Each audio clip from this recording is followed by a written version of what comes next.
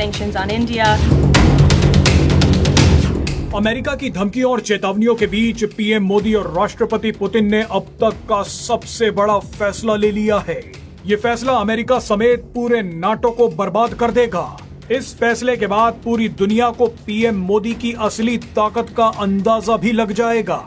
दरअसल Donald Trump के कहने पर अमेरिका की प्रेस सेक्रेटरी कैरोलीन ने भारत और रूस के बारे में एक बहुत ही गलत बात कह दी। इस बात को सुनकर भारत इतना भड़क गया कि उसने रूस से आने वाले तेल पर एक बहुत बड़ा ऐलान कर दिया है। लेकिन असली खेल तो तब हुआ जब भारत का ऐलान सुनकर रूस ने भी इशारा कर दिया कि वो भारत को अपने तेल पर और भी ज्यादा डिस्काउंट दे सकता है। खबरें हैं कि रूस अपने तेल को भारत के लिए और सस्ता कर सकता है। इसके अलावा भी रूस ने भारत के लिए नए नए फैसलों की झड़ी लगा दी है। भारत ने रूसी तेल पर क्या कहा और रूस ने भारत पर कौन से नए फैसले लिए हैं, इसके बारे में आपको आगे बताएंगे।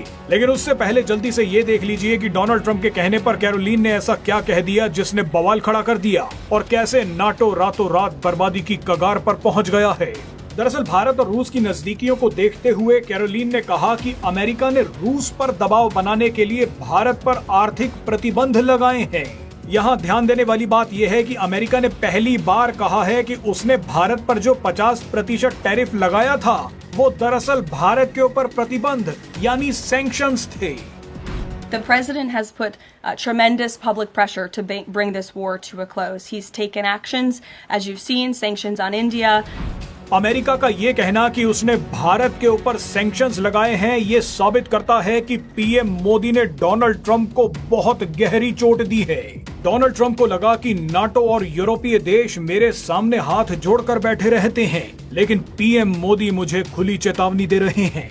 बहरहाल अपनी बेइज्जती का बदला लेने के लिए डोनाल्ड ट्रंप ने कैरोलीन से कहलवाया है कि भारत के ऊपर सैंक्शंस लगाए गए हैं। सैंक्शंस का नाम सुनते ही भारत और रूस भड़क गए।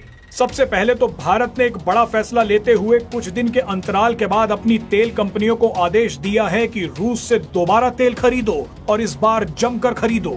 यानी जिस रूसी तेल के लिए अमेरिका ने भारत पर सैंक्शंस लगाने की बात कही, अब उसी रूसी तेल को भारत फिर खरीद रहा है।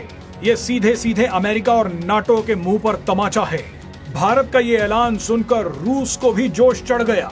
रूस ने कहा कि हम भी अब भारत को पहले से ज्यादा अपने तेल पर डिस्काउंट देंगे।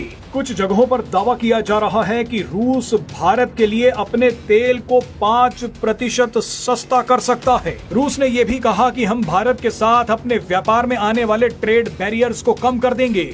इसके अलावा रूस ने यह भी कहा कि भारत के साथ हमारा व्यापार अब 90% रुपए और रूबल में हो रहा है। आखिर में रूस ने कहा कि हम भारत को साथ लेकर रिक गठबंधन को दोबारा शुरू करने की पूरी कोशिश कर रहे हैं। रिक गठबंधन में रूस, भारत और चीन शामिल हैं।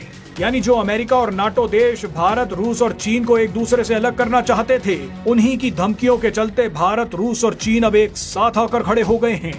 हाल फिलहाल में भारत, रूस और चीन के बीच जो कुछ हुआ है उसने पूरे नाटो को हिलाकर रख दिया है। जिस तरह से पीएम मोदी ने चीन जाने का फैसला लिया, पुतिन ने भारत आने का ऐलान किया, अजीत डोभाल का रूस जाना, विदेश मंत्री एस जयशंकर का चीन और रूस पहुंचना, इसके अलावा चीनी विदेश मंत्री वांग यी का अचानक भारत आना, ये सब कुछ साधारण नहीं है। भारत, रूस और चीन की नजदीकी दिखा रही है कि किस तरह से अमेरिका और नाटो को तोड़ने की तैयारी चल रही है।